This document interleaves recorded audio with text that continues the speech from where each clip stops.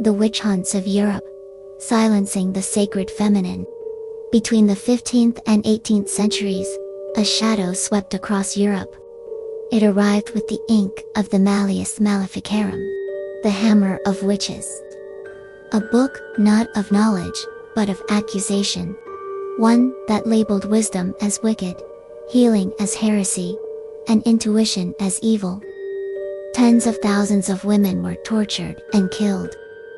Some say, hundreds of thousands. Their crimes: midwifery, herbcraft, dreaming, knowing, remembering. The Inquisition, though cloaked in religion, was a war on gnosis, on the inner knowing that cannot be licensed by church nor state. The sacred feminine was not merely feared, it was hunted, because she knew how to heal without permission. She knew the moon's cycle and the earth's language. She could see through illusions. She birthed both life and vision. To the rising powers of the time, this was unacceptable. The world was being reordered into patriarchy and profit. Empires needed obedience, not wild wisdom. And so, they made her dangerous. The wise woman became the witch. The medicine became poison. The sacred became sinful. Men were not spared either.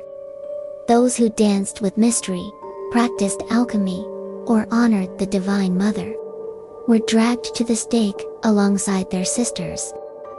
This was not just a persecution of people, it was a dismantling of a worldview. A world where spirit was in all things, where body and soul were not at war, where the divine was not a skyfather, but a living presence in the earth.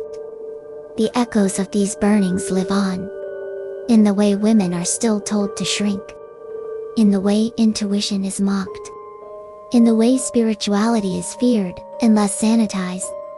But no flame can erase what the bones remember. The feminine is rising, not to dominate, but to restore.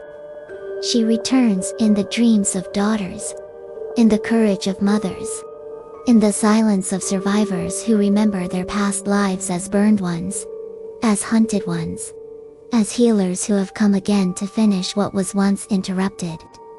The witch was never evil. She was the library they could not control.